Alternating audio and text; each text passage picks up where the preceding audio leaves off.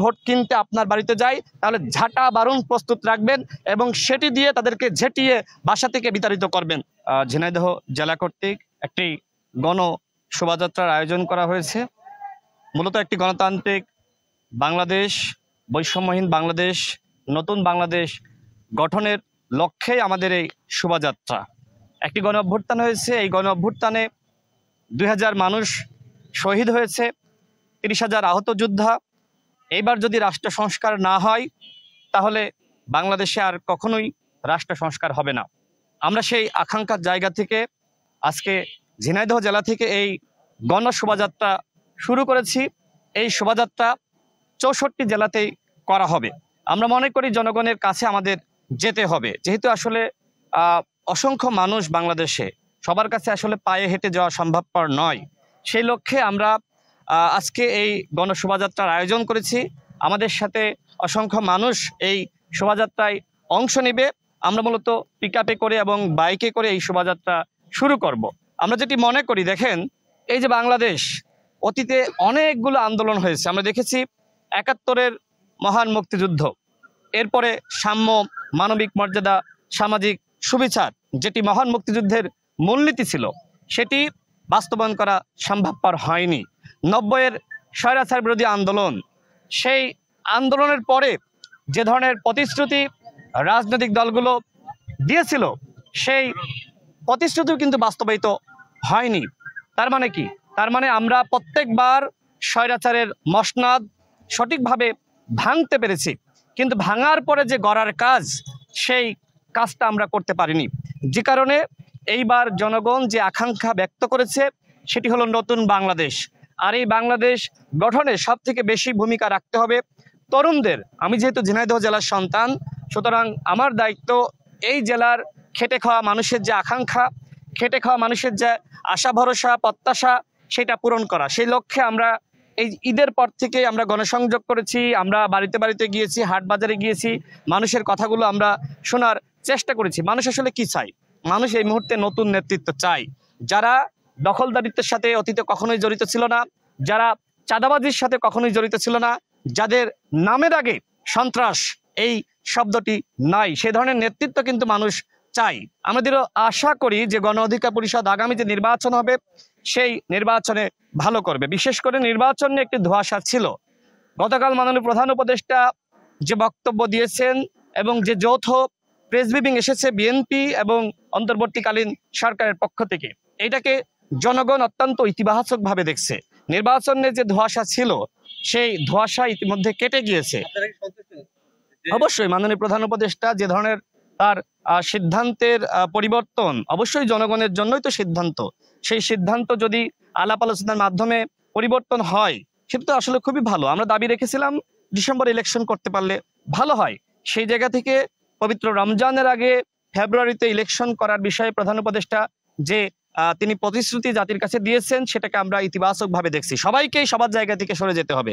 বিশেষ করে জামাতের মতন দল, তারাও কিন্তু রমজানের আগে ইলেকশন করার কথা বলেছিল। অন্যান্য রাজনৈতিক দল তারা অনেকেই কিন্তু রমজানের আগে বলেছিল, এবং যারা যুগপৎ আন্দোলন আমরা একসাথে করেছি, আমরা বলেছিলাম ডিসেম্বর ইলেকশন হলে ভালো হয়। অন্তর্বর্তীকালীন সরকার এপ্রিলে যে ঘোষণা দিয়েছিল, সবাই মোটামুটি তার জায়গা থেকে সরে এসেছে এবং রমজানের আগে সবাই ইলেকশন করতে চাই। জনাব তারেক রহমানের সাথে মাননীয় প্রধান উপদেষ্টার যে বৈঠক হয়েছে, এটি আসলে অত্যন্ত আশাব্যঞ্জক এবং এই বৈঠকের মাধ্যমে নির্বাচন নিয়ে একটি ধোঁয়াশা কিন্তু কেটে গিয়েছে। তো আমরা যাই হোক, আমরা সরকারকে সবসময় সহযোগিতা করে যাচ্ছি। আমরা মনে করি এই সরকার আমাদের সরকার, অভ্যুত্থানের সরকার।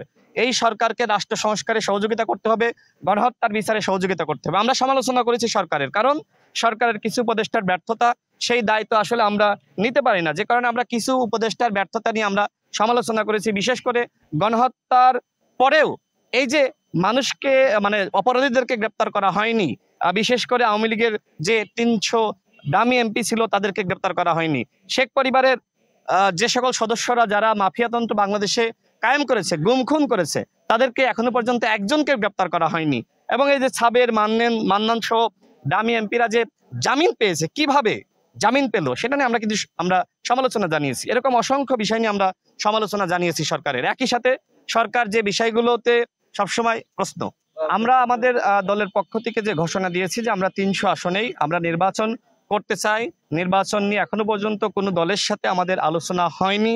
নির্বাচনের সময় এখনো আছে। গণ অধিকার পরিষদ ৩০০ আসনে প্রস্তুতি নিচ্ছে। আমরা দৃঢ় আশা রাখি যে আমরা গণ অধিকার পরিষদ অবশ্যই ভালো করবে, সেই লক্ষ্যে আমাদের প্রস্তুতি রয়েছে। আরেকটি বিষয় বলি, দেখেন গণ অধিকার পরিষদের সভাপতি যিনি পটুয়াখালী ৩ থেকে ইলেকশন করবেন, আমি রাশেদ খান, আমি এলাকায় গণসংযোগ করছি, মানুষের কাছে যাচ্ছি। দেখেন আমাদের সভাপতির উপরে যে ধরনের হামলা হয়েছে, তাকে অবরুদ্ধ করা হয়েছে, গণ অধিকার পরিষদের অফিস ভাঙচুর করা হয়েছে, এটি অত্যন্ত নিন্দনীয়। বিশেষ করে বিএনপি নেতা হাসান মামুন পটুয়াখালীর যিনি, তিনি তার নির্দেশনায় যে ধরনের ঘটনা ঘটেছে, বিশেষ করে যারা এই যুগপৎ আন্দোলনের শরিক, যারা গণ অভ্যুত্থানের সারথি দল হিসেবে তারা মাঝারি হতে পারে, বিএনপির মতন বড় না হতে পারে, কিন্তু বিএনপির তৃণমূল কর্মীরা, তৃণমূল নেতারা যদি এই ধরনের আচরণ করে সেটি দুঃখজনক হবে। এই যে গণ অভ্যুত্থানে গণ অধিকার পরিষদের ভূমিকা নিয়ে আপনার কোনো প্রশ্ন আছে? বিএনপির কোনো প্রশ্ন আছে? যেখানে বিএনপির শীর্ষ নেতৃত্বে যারা রয়েছেন তারা আমাদের সাথে সবসময় ইতিবাচক মনোভাব পোষণ করছেন, আমাদের সাথে আন্তরিক আচরণ করছেন এবং একই সাথে কোনো ধরনের ঝামেলা যাতে না হয় সে ধরনের নির্দেশনা দিচ্ছেন, সহযোগিতার চিঠি পর্যন্ত দিয়েছেন। তারপরেও যদি এই ধরনের আচরণ করা হয়, এটি আমাদের জন্য অত্যন্ত দুঃখজনক। আমরা কি বলছি? আমরা সবসময় বলছি গণ অভ্যুত্থানে যারা অংশ নিয়েছে সেই অংশীদারদের মধ্যে অবশ্যই একতা এবং সম্পর্ক থাকতে হবে। আমরা জাতীয় ঐক্য সংহতির কথা বলছি, কিন্তু সেই ঐক্য আজকে কেন বিনষ্ট হয়ে গেল? আমরা ক্ষমতার দ্বন্দ্বে আজকে কামড়াকামড়ি কেন শুরু করলাম? এটি তো কোনোভাবে আসলে প্রত্যাশিত ছিল না। সুতরাং আমি বাংলাদেশের সকল রাজনৈতিক শক্তিকে বলবো, আপনারা গণ অধিকার পরিষদের অবদান সম্পর্কে জানেন, গণ অধিকার পরিষদ যে ভূমিকা রেখেছে সেটিও জানেন। সুতরাং গণ অধিকার পরিষদের কার্যক্রমে কেউ বাধা দিতে আসবেন না। যদি বাধা দেন তাহলে আমাদের ব্যবস্থা অবশ্যই আমরা নিব। আমরাও তো আসলে আওয়ামী লীগের সময় আমরা প্রতিরোধ গড়ে তুলে নাই।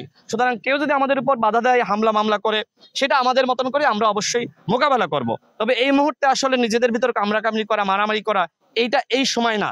এই সময়টা রাষ্ট্র গঠন করা, এই সময়টা গণহত্যার বিচারের জন্য জোরালো দাবি জানানো, এই সময়টা আসলে জাতীয় ঐক্য সংহতি ধরে রাখা। কিন্তু সেই জায়গায় জাতীয় ঐক্য সংহতি ধরে না রেখে কতিপয় নেতা এইভাবে গণ অধিকার পরিষদের কার্যক্রমকে বাধা দিচ্ছে, এটা আসলে কোনোভাবেই গণ অভ্যুত্থানের চেতনার সাথে যায় না। সুতরাং যারা গণ অভ্যুত্থানে ভূমিকা রেখেছেন, যারা গণ অভ্যুত্থানের চেতনা ধারণ করেন, লালন করেন, তাদের প্রতি আমাদের আহ্বান থাকবে, আসুন আমরা এক থাকি।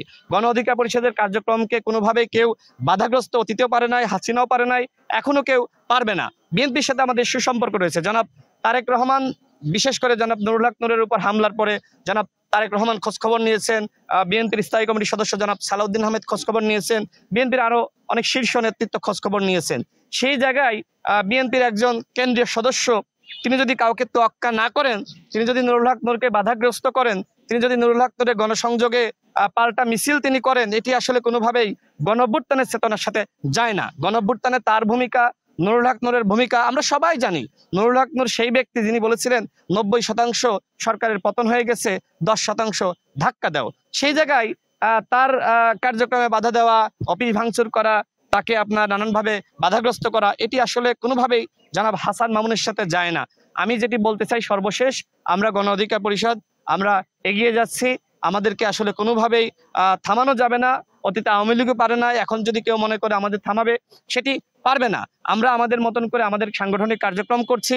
ইনশাল্লাহ আমরা দৃঢ় আশাবাদী, আগামী নির্বাচনে আমরা ভালো করব। আমি এই ঝিনাইদহের সন্তান।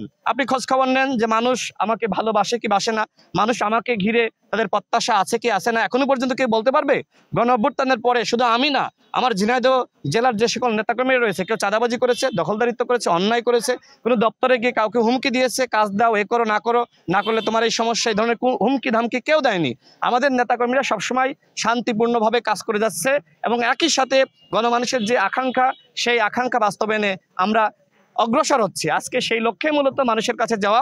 আমরা এই গণশোভাযাত্রা এই মুহূর্তে শুরু করব। আমরা ঝিনাইদহ জেলাবাসীকে বলবো, ভয় পাবেন না।